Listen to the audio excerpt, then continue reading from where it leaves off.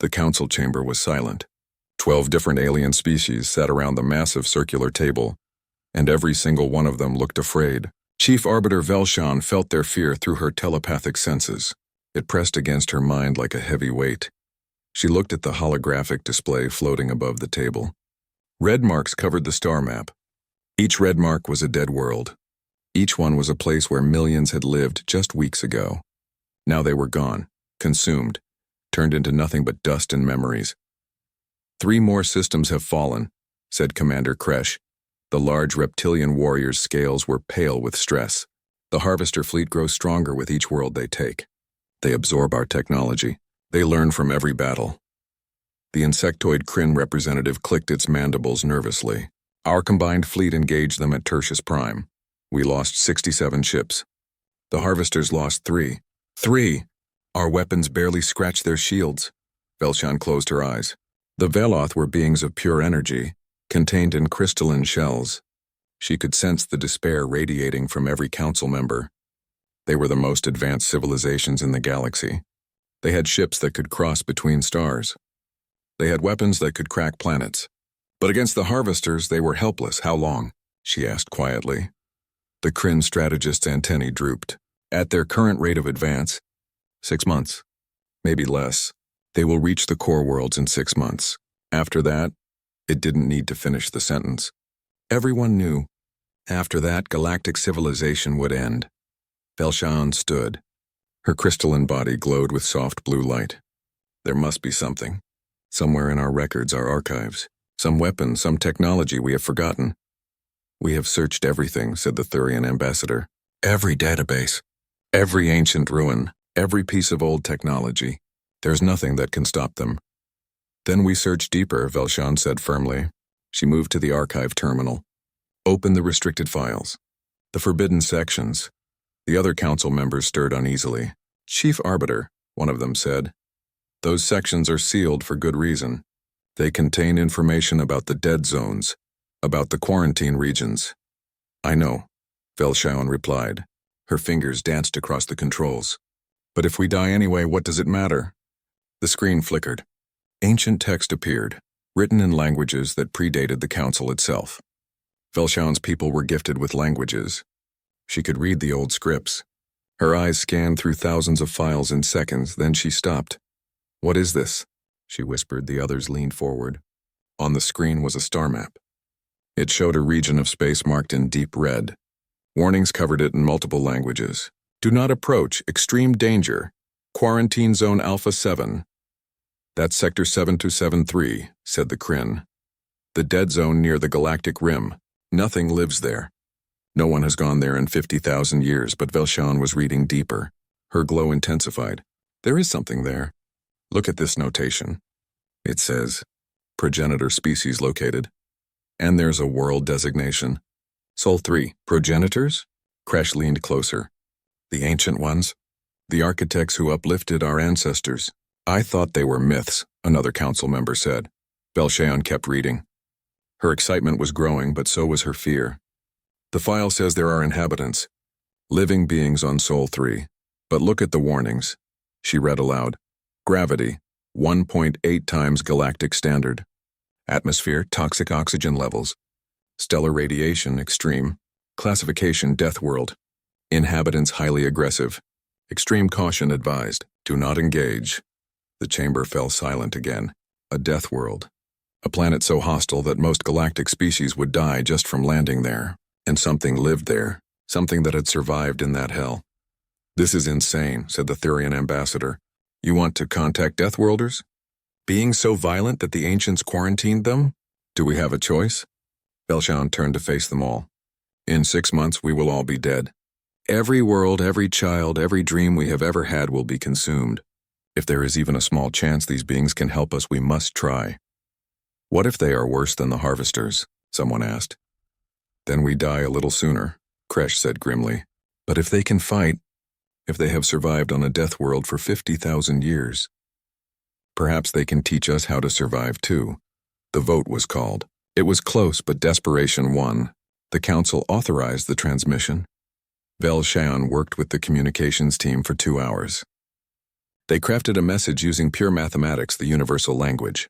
They included star maps showing the Harvester advance. They showed images of dead worlds, of burning cities, of refugees fleeing in terror. And at the end, they added 2 words. 2 simple concepts translated into mathematical expressions that any intelligent species would understand. Help us. The quantum burst transmission was prepared. It would cross the galaxy in days, riding the cosmic web that connected all space. The technicians aimed it at Sector 773 at the yellow star marked Sol, at the 3rd planet from that star. Send it, Velshaon ordered. The transmission launched. A desperate scream thrown into the void, hoping someone would hear. Hoping someone would care. Hoping that beings from a death world might have mercy on a galaxy that had quarantined them for 50 millennia. In the council chamber, the members could only wait and hope. The Harvesters were still advancing. More worlds were dying every day. Time was running out. Across the galaxy, the signal raced through space, carrying the plea of 12 civilizations toward a small blue world orbiting an unremarkable yellow star. A world that had been marked as forbidden for so long that most had forgotten it existed. A world called Earth. And on that world, in orbit around it, defensive satellites suddenly detected something they had been waiting centuries to find. A message from the stars. First contact was about to change everything. Admiral Catherine Zhang stood on the bridge of the TDC Beijing, staring at the decoded message displayed on the main screen. Around her, her crew worked in stunned silence. After 200 years of searching the stars, of wondering if humanity was alone, they finally had their answer. They were not alone. And the galaxy was dying. How long ago was this sent? She asked. 4 days, Admiral, replied Lieutenant Chen. The signal traveled across the entire galaxy. Whoever sent this is desperate. Zhang studied the star maps. Red zones showing dead systems. Blue markers indicating the enemy advance. Mathematical expressions that her xenolinguistics team had translated. The message was clear. Help us, please. Get me a link to Earth Command, she ordered. Priority Alpha. And wake up everyone on the Security Council. Within an hour, every government on Earth was in emergency session. The message played in assembly halls from Beijing to New York, from Lagos to New Delhi. Humanity watched the images of alien cities burning, of refugee ships fleeing dying worlds, of an enemy that consumed everything in its path. The debates were fierce but brief. Some argued for caution. Some said it might be a trap. But the majority saw the same thing Zhang had seen. Someone was dying. Someone needed help. And they had asked humanity. The vote was nearly unanimous. 73 nations voted yes. Only 5 voted no. Humanity would respond. Zhang was given command of the first contact fleet. 50 warships, the newest and most powerful Earth had ever built. Destroyers, cruisers, carriers, and her flagship, the Beijing, a heavy battleship that could crack a moon in half. The fleet assembled in orbit over Earth in just 5 days. It was the fastest military mobilization in human history. Every ship was loaded with weapons, supplies, and medical equipment. They didn't know what they would face, but they prepared for the worst. Dr. Marcus Webb, Earth's leading xenobiologist, stood on the Beijing's observation deck and watched the fleet form up. He had spent his entire life dreaming of meeting aliens. Now he was sailing into a war to save them. Beautiful, isn't it? Said a voice beside him. Webb turned to see Commander James Morrison, leader of the Terran Special Forces unit. The man looked dangerous even in casual clothes. Scars covered his arms and his eyes held the sharp focus of a born fighter. It is, Webb agreed, but I wish we were meeting them under better circumstances. Wars have a way of bringing people together, Morrison said. My team is ready. If we need to board enemy ships, we'll get it done. Zhang's voice came over the ship-wide communication system. All hands, this is the Admiral. In 1 hour, we jump to quantum slip drive. We will travel for 3 weeks to reach the coordinates provided in the alien message. I won't lie to you. We don't know what we'll find. We don't know if we can help, but we know one thing for certain. She paused, and Webb could hear the determination in her voice. Someone called for help, and humanity always answers that call. Let's show the galaxy what Earth is made of. The fleet cheered. Every ship, every crew member felt it. Pride. Purpose. For the first time in their lives, they were part of something bigger than Earth, bigger than human conflicts. They were going to save lives. The quantum slip drives engaged. Space twisted around the ships, and they vanished from Earth's orbit. racing across the galaxy faster than light. Meanwhile, thousands of light years away, the Galactic Council waited anxiously. Chief Arbiter Velshaon stood in the communications center, monitoring all frequencies for any response. "Anything?" she asked for the 100th time. "Nothing, Chief Arbiter," the technician replied. "It has been 4 days since we sent the message." Perhaps they did not receive it. Or perhaps they chose not to respond. Commander Kresh stood beside her. Or perhaps they are dead. 50,000 years is a long time. The inhabitants of Sol 3 may have gone extinct. "No," Velshaon said firmly. She didn't know why, but she believed. Something told her those Death Worlders were still alive, still fighting, still surviving. The Kryn strategist entered the room carrying a data pad. "Chief Arbiter, you need to see this. We intercepted more transmissions from Sol 3. Radio waves, old technology. We've been decoding them." Velshaon took the pad. Her glow dimmed as she read. "These are entertainment broadcasts, fiction, stories they tell themselves." "Yes," the Kryn agreed. "And look at the content. Almost every story involves conflict, war, fighting, but also—" It clicked its mandibles thoughtfully. "Also themes of honor, sacrifice, protecting the weak. Even in their entertainment, they value helping others." "That's not all," another analyst added. "We decoded their historical records. They fight constantly. Wars every few years. But when natural disasters strike, when others need help, they stop fighting and help. Even enemies will aid each other during crisis." Kresh's scales rippled. "What kind of species fights each other but also helps each other?" "The kind born on a death world," Velshaon said softly. "The kind that learned survival means cooperation. That learned strength is nothing without compassion." She looked at the star maps. "They will come." "I know it." 3 weeks later, her faith was rewarded. The alarm sounded in the Council Station's command center. "Multiple quantum signatures detected. Unknown origin. They're coming from the direction of Sector 773. Velshaon rushed to the bridge. On the screen, space was tearing open. 50 rifts appeared, and from each one emerged a ship. They were different from Council designs. More angular, more aggressive. They looked like they were built for one purpose: war. The lead ship broadcasted on all frequencies. The translation came through immediately. "This is Admiral Catherine Zhang of the Terran Defense Coalition, representing the planet Earth. We received your distress call. We are here to help. Please respond." Velshaon felt something she hadn't felt in months. Hope. She activated the communication system, her voice shaking slightly. "This is Chief Arbiter Velshaon of the Galactic Council. Welcome, people of Earth. Thank you for coming. Thank you for answering our call." On the Beijing's bridge, Zhang smiled. Behind her, Webb was staring at his screen in wonder. The first images of aliens were coming through. Crystalline beings, reptilian warriors, insectoid strategists. All of them different. All of them beautiful. Morrison checked his weapons one more time. "Looks like we've got new friends to protect, Admiral." Zhang nodded. "Then let's make sure we're good at it. All ships, battle stations. If the enemy is coming, we'll be ready." The galaxy held its breath as two civilizations met for the first time, united by a simple message and a simple response. "Help us. We're here." The first meeting between humans and the Galactic Council happened in the docking bay of Threshold Station.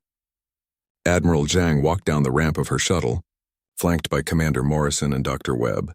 She had seen the aliens on video calls, but seeing them in person was something else entirely. Chief Arbiter Velshaon floated forward, her crystalline body glowing soft blue. Beside her stood Commander Kresh, towering over everyone at nearly 3 meters tall. The other council representatives hung back, watching carefully. "Admiral Zhang," Velshaon said, her voice coming from a translator device. "On behalf of the Galactic Council, I thank you for coming. We did not think anyone would answer." Zhang extended her hand, a gesture Webb had explained was uniquely human. Velshaon studied it for a moment, then reached out with her energy field. When they touched, the Chief Arbiter gasped. "Your emotions," she whispered. "So strong, so fierce." "We're from Earth," Zhang said simply. "Our world made us tough, but it also taught us to help those who need it." She looked around at all the aliens. "Now tell us about this enemy. Tell us how to fight them." The briefing took 3 hours. The Council's military leaders showed the humans everything they knew about the harvesters. The adaptive shields. The biomechanical technology. The way they absorbed energy weapons and learned from them. Kresh's voice was grim. Every weapon we have tried fails. Our plasma cannons, our particle beams, even our fusion missiles. The shields adapt in seconds.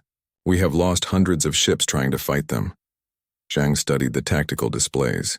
Morrison stood beside her, his experienced eyes scanning the data. Finally, she spoke. You've been using energy weapons. Yes, Kresh confirmed. All advanced civilizations use energy-based weapons. They are more efficient, more powerful. But these shields adapt to energy, Zhang said. She looked at Morrison, who was smiling grimly. Commander, what do we use? Mass and velocity, Admiral, Morrison replied. Good old-fashioned kinetic kill vehicles, railguns, nuclear warheads. And if we get close enough, boarding torpedoes filled with very angry humans. The council members looked confused. The Kryn strategist clicked its mandibles. You still use primitive kinetic weapons? Explosives? If it works, it's not primitive, Zhang said. We'll show you. The harvesters came 6 hours later. The alarm screamed through Threshold Station. 200 enemy ships dropped out of faster-than-light travel at the edge of the system. They were massive, each one larger than any council ship. Their hulls seemed to be made of both metal and organic material, pulsing with dark energy. On the Beijing's bridge, Zhang watched them approach. The combined fleet formed up. 89 council ships and 50 human vessels against 200 harvesters.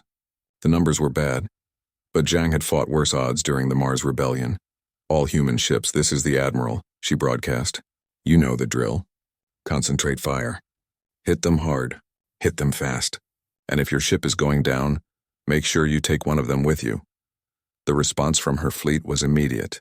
Yes, Admiral. Kresh stood on his command ship, watching the human formation. They're insane, he muttered. They know they're outnumbered. They should be afraid. Perhaps they are, Velshaun said beside him. She had insisted on being present for the battle. But they came anyway. That takes a different kind of courage. The harvesters opened fire first. Energy beams lanced across space, striking council ships. Shields flared and died. 3 ships exploded in the first volley. Then the humans fired back. The sound of railguns firing doesn't carry in space, but the crews of council ships swore they could feel them. Tungsten rods accelerated to a fraction of light speed, crossed the distance in seconds. They hit the harvester shields and punched straight through. The enemy ships staggered. Holes appeared in their hulls. One harvester exploded, torn apart by the kinetic impact.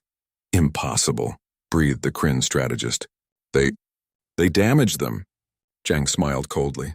Full spread. Nuclear missiles target the damaged ship. Fire. 100 missiles streaked from the human fleet. The harvesters tried to adapt their shields, but the warheads didn't care about shields. They detonated in brilliant flashes of atomic fire. 3 more harvester ships died. The enemy fleet changed tactics, rushing forward to close the distance. That was their mistake. Boarding parties, launch. Morrison's voice rang out. From the human ships, dozens of small craft shot forward. They were essentially armored torpedoes, carrying teams of soldiers in powered armor. The council members watched in horror and awe as the boarding craft smashed directly into harvester hulls, drilling through and depositing their cargo inside. Inside harvester ship Alpha 7, Morrison and his team breached the interior. The gravity was wrong. The atmosphere was poison and the temperature would have killed most galactic species. But humans in powered armor didn't care. Contact, someone shouted. Harvester drones appeared. Biomechanical horrors with too many limbs and weapons grafted onto their bodies. The humans opened fire. Gunpowder weapons, bullets made of lead and steel filled the corridor. The drones fell, ripped apart by the sustained fire. Move up, Morrison ordered. Find their power core. We're taking the ship down from the inside. On another front, the destroyer Indomitable took a direct hit. Her engines died, shields collapsed. Captain Rodriguez knew his ship was finished. All hands, abandon ship, he ordered. But then he saw what was in front of him. A harvester dreadnought, the largest in their fleet, was charging its main weapon to fire on Threshold Station. Rodriguez looked at his bridge crew. They looked back at him. No words were needed. Belay that order, he said calmly. Engineering, give me maneuvering thrusters. Helm set collision course with that dreadnought. Full speed. Sir, his helmsman said. That will kill us all. I know, Rodriguez replied, but it'll save the station. And that's what we came here to do. The Indomitable turned, her small maneuvering thrusters pushing her forward, slowly at first, then faster. The crew strapped in, knowing these were their last moments. The Council fleet watched in shock as the human ship accelerated directly into the Harvester dreadnought. When they collided, Rodriguez detonated his ship's reactor. The explosion was visible across the entire battlefield. The Harvester dreadnought broke in half, its weapon discharge ripping through its own fleet. Velshaon felt tears forming in her energy field. They sacrificed themselves for us, for people they just met. That's what Deathworlders do, Kresh said, his voice filled with wonder. They survive. They fight, and they protect those who cannot protect themselves. The battle raged for 2 more hours. When it ended, the Harvester fleet was destroyed or retreating. The humans had lost 20 ships. The Council had lost only 13, far fewer than any previous battle. Zhang stood on her bridge looking at casualty reports. 2,000 human lives lost, but 30,000 alien lives saved. On Threshold Station, Velshaon contacted her. Admiral Zhang, I don't have words. Your people's sacrifice, your courage. Zhang cut her off gently. You asked for help, Chief Arbiter, we gave it. That's all there is to it, she paused. But this isn't over. Where did these harvesters come from? Why are they doing this? We need answers. We have archives, Velshaon said. Ancient records. Perhaps together we can find the truth. Dr. Webb stepped forward. I'd like to help with that. I have a feeling this mystery goes deeper than we know. As the fleet began repairs, humans and aliens worked side by side for the first time. They shared technology, stories, and hope. The galaxy had changed forever, united by blood and sacrifice.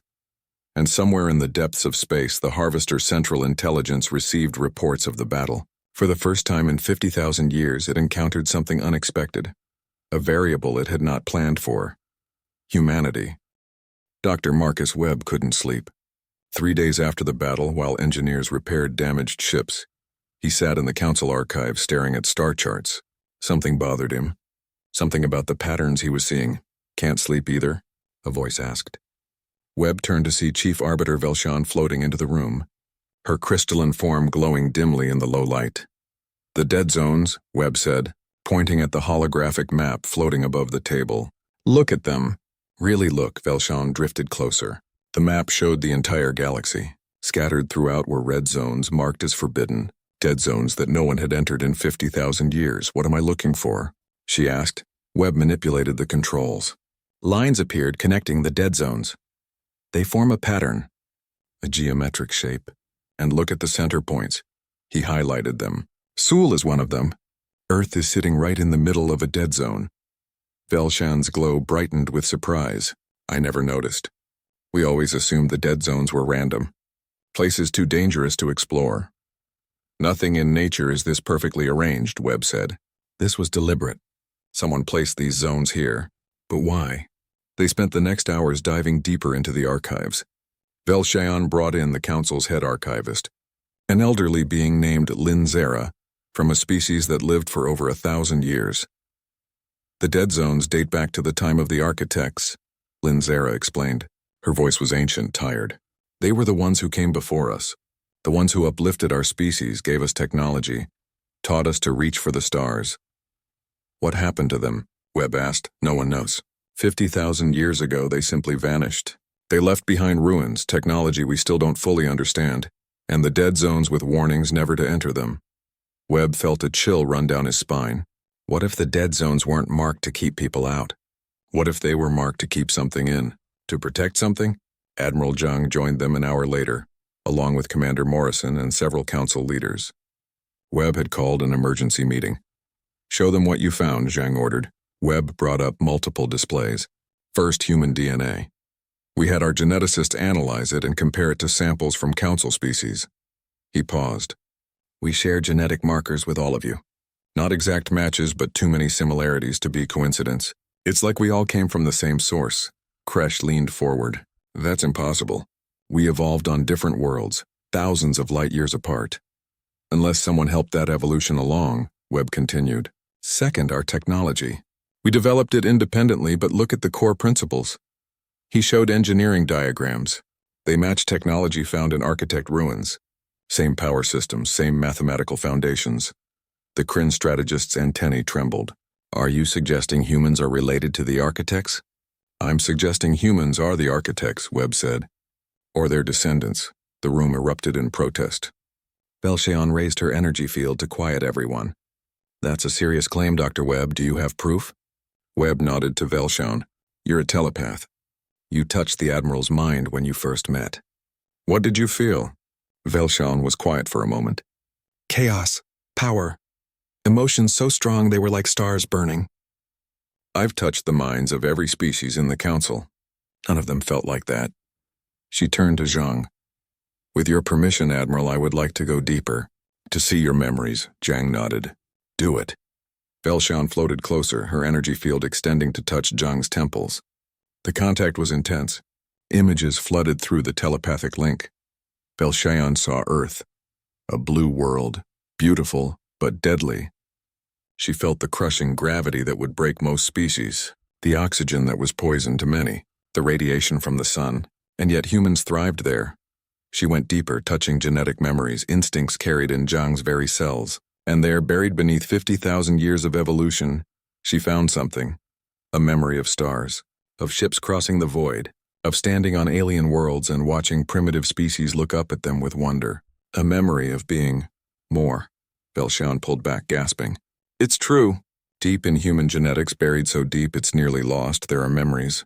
Memories of traveling the stars. Of building. Of creating. You are the architects. The silence was deafening. Morrison spoke first. That's impossible. Humans didn't even have spaceflight until 200 years ago. We have records going back thousands of years. We evolved on Earth. Did you? Webb asked gently. He brought up another display. I found this in the deepest, most restricted archive. A file marked Project Reset. The file was mostly corrupted, but fragments remained. Webb read them aloud. The Empire grows stagnant. We have become cruel. Power has made us forget what it means to struggle, to hope, to truly live. The Council has voted. We will return to the homeworld. We will erase ourselves. Delete our technology, our history, our memories. We will seal the other worlds and let them develop naturally. And we will trust that when the time comes when the galaxy needs us again, evolution will have remade us into something better. Zhang felt her knees go weak. Morrison caught her arm. They chose to forget, she whispered. Our ancestors chose to start over. They returned to Earth, Webb continued. They used their advanced technology to erase all evidence of their civilization. They sealed the other dead zones to prevent any contact that might reveal the truth. Then they triggered some kind of genetic reset. They became primitive again. Homo sapiens, starting from scratch. But why? Kresh demanded. Why would anyone give up that kind of power? Because power corrupted them, Belcheon said softly. I can feel it in the fragments of memory. They became gods to the younger races, and it changed them, made them worse. So they chose to become mortal again, to let 50,000 years of evolution and struggle remake them. Morrison laughed, but there was no humor in it. And it worked. We spent 50,000 years fighting, surviving, adapting on the worst world in the galaxy. We forgot we were gods and learned to be human. Webb brought up one final display. The Harvesters. I've been analyzing their technology, their architect design. They were built as a protection system, an automated defense to protect the uplifted species if any threat emerged. But something went wrong, Zhang said, understanding flooding her. They malfunctioned. Saw everyone as a threat, exactly. And because the architects deleted themselves, there was no one to shut them down. Until now, Webb pulled up a final scan. I found the Harvester Command Center. It's in deep space, coordinates marked in the ancient files. And according to this, he looked at Zhang, only human biosignatures can access it. Only architect DNA. The implications hit everyone at once. The Galactic Council members looked at the humans with new eyes. Fear, yes, but also hope. You can stop them, Belcheon said. You can access the shutdown codes. Save the galaxy. Zhang stood straighter. Then that's what we'll do. Assemble the fleet. We're going to end this. But Webb's expression was troubled. Admiral, there's more. The command center doesn't just have shutdown codes. It has everything. The entire architect empire, all their technology, all their power. It's an inheritance. Left there for when humans return to the stars. Zhang understood. They could stop the harvesters. But they could also reclaim godhood. Become the architects again. Rule the galaxy like their ancestors had. Morrison saw her expression. We're not our ancestors, Admiral. We're better. We have to be. I know, Zhang said quietly, but the temptation will be there. Let's hope 50,000 years of being human taught us enough wisdom to make the right choice. The fleet began preparations. They would travel to the Harvester Command Center. There, humanity would face its past and decide its future. The galaxy waited, not knowing that its salvation rested in the hands of a species that had forgotten it once created everything they knew. The Harvester Command Center hung in the void of deep space far from any star. It was massive, larger than most moons, its surface covered in technology that had been waiting for 50,000 years. Admiral Zhang stood on the Beijing's bridge, staring at it through the view screen. The combined fleet floated around her flagship, human and alien ships together, waiting to see what would happen next. Scanning shows no active defenses, reported Lieutenant Chen. But the structure is generating massive power. It's definitely operational. Dr. Webb stood beside Zhang, datapad in hand. According to the archives, you just need to approach in a shuttle. The system will recognize your DNA and grant access. Just me? Zhang asked. The protocols say only one architect at a time can enter. Security measure, probably. Webb looked worried. Admiral, we don't know what you'll find in there. What if there are more than just shutdown codes? What if there are weapons or... I know, Zhang cut him off gently. But someone has to do this. And I'm the ranking officer. Commander Morrison stepped forward. With respect, Admiral, I should go. I'm expendable. You're needed to command the fleet. Zhang smiled at him. No one is expendable, Commander. Besides, I need you out here. If something goes wrong, if I don't come back, you take command. You finish this. Velshan floated onto the bridge. She had requested permission to be present. Admiral Zhang, before you go, the Council wishes you to know something. Whatever you find in there, whatever choice you must make, we trust you. You have already proven your worth. You came when we called. You fought for us. That is enough. Zhang nodded, not trusting herself to speak. 20 minutes later, she was in a small shuttle, flying alone toward the command center. As her shuttle approached, the structure came alive. Lights flickered on across its surface. A docking bay opened, its edges glowing with energy that had been dormant for 50 millennia. Zhang landed the shuttle and stepped out. The gravity was Earth normal, she noticed. The air was breathable. The temperature comfortable. This place had been built for humans. Welcome, architect, a voice said. It came from everywhere and nowhere. I am the Central Intelligence. I have been waiting. Waiting for what? Zhang asked. For you to return. For humanity to reclaim its place. For the architects to resume their role as guardians of the galaxy. Zhang walked through corridors that felt both alien and familiar. Displays lit up as she passed, showing her information. Star charts, technology, history. The full story of what the architects had been, she saw it all. Saw how humans had reached the stars, uplifted dozens of species, built an empire. Saw how they became arrogant, cruel, drunk on power. Saw the decision to reset themselves. Finally, she reached the central chamber, a massive room with a pillar of light in the center. Floating around it were 3 holographic interfaces. The first interface contains the Harvester shutdown codes. The intelligence explained. You can stop them from destroying the galaxy. Zhang reached for it, but the intelligence continued. The second interface contains the inheritance protocol. All architect technology, all their knowledge. You can reclaim your empire, return humanity to its rightful place as rulers of the stars. Zhang's hand hesitated. She could see the schematics floating in the hologram. Weapons beyond imagination, ships that could cross the galaxy in minutes, technology that would make humanity unstoppable. And the third interface? She asked. The third interface is a deletion protocol. It will destroy this facility. All architect technology and every record of your species past. You would return to being simply human. No power, no empire. Just another species among many. Zhang stood there weighing the choices. Behind her, she knew her fleet was waiting. The Council was waiting. The galaxy was waiting to see what humanity would choose. She thought of her crew. The ones who had died at Threshold Station. Captain Rodriguez, who had flown his ship into an enemy dreadnought to save people he'd never met. She thought of Morrison, ready to sacrifice himself. Of Webb, who sought knowledge, not power. She thought of Earth, their beautiful, deadly homeworld that had taught them to be strong, but also to be compassionate. To help those in need, why did they do it? She asked the intelligence. Why did the architects erase themselves? Because they had forgotten what it meant to be mortal. the intelligence replied. They had forgotten struggle, hope, compassion. Power had made them gods, and gods do not understand suffering, so they chose to become human again, to learn those lessons again, to let evolution remake them. Zhang smiled. And it worked, didn't it? We learned. 50,000 years of fighting, surviving, helping each other. We forgot we were gods and learned to be people. She stepped forward and touched the first interface.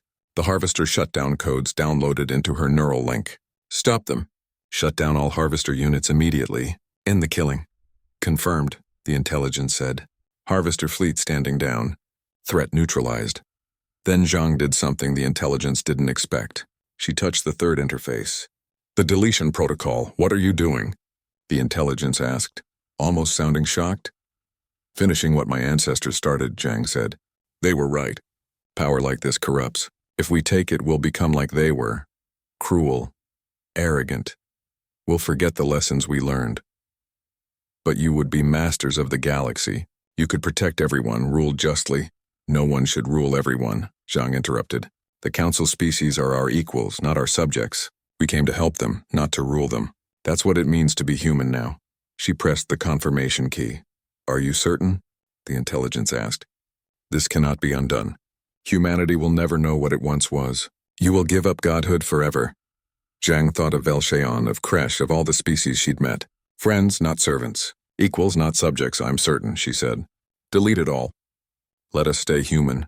The facility began to shake. Deletion protocol engaged. All architect technology will be destroyed in 10 minutes. I suggest you evacuate. Zhang ran back to her shuttle. As she flew away, she watched the massive structure begin to collapse. Explosions rippled across its surface. 50,000 years of advanced technology turning to dust. She radioed the fleet. This is Admiral Zhang. Harvesters are shut down. Threat is over. Beginning return to fleet. When she docked with the Beijing, the bridge crew erupted in cheers. Morrison grabbed her in a bear hug. Webb had tears in his eyes. You did it, he shouted. The Harvesters are going dormant across the galaxy. The killing has stopped. Velshaon's voice came over the communication system. Admiral Zhang, the Council wishes to speak with you. We have questions about the command center, about the architect technology. Zhang took a deep breath. Chief Arbiter, there is no technology. I deleted it all. The command center is gone. Silence. Then Velshaon spoke again slowly. You chose not to take it? You gave up all that power? We came here to help you, not to rule you, Zhang said simply. 50,000 years ago, my ancestors made a choice to give up power and become human again. Today, I honored that choice. We're not your gods. We're your friends. She could hear the emotion in Velshaon's voice when she replied. Then you are better than gods, Admiral. You are what all of us should aspire to be. 3 months later, Earth's delegation stood in the Galactic Council chambers. They were being inducted as the 13th member of the Council. Equal partners with the species they had saved.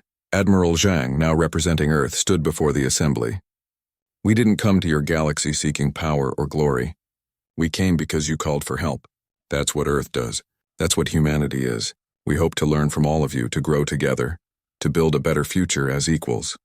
The chamber erupted in approval. Every species present knew the truth now, knew what humans had been, what they had given up, what they had chosen to become. Later, Zhang stood alone in a quiet garden on the council station. Morrison found her there holding 2 drinks. Credits for your thoughts? He asked, handing her one. Just thinking about our ancestors, Zhang said. They gave up everything so we could be better than they were. I hope we live up to that. I think we did, Morrison said. We had the power to rule the galaxy, and we chose to be part of it instead. That's pretty good, Zhang smiled. You know what the funny thing is? If we'd taken that power, we would have eventually become like they were. Corrupt, cruel. We would have needed another reset. By giving it up, we saved ourselves too. On Earth, a monument was being erected in New York. A simple stone pillar with words carved into it. A desperate plea for help crossed the galaxy. Humanity answered, We did not seek power. We did not seek glory. We sought only to help those in need. This is what we are. This is what we will always be. Above, stars shone in the night sky, not divided between human and alien space, but shared. One galaxy, many species working together. The architects were gone, but their children remained. Not as rulers, but as friends, partners, and protectors. And the galaxy was better for it. In the end, humanity had met its makers, and in doing so had chosen to remain beautifully, stubbornly, compassionately human.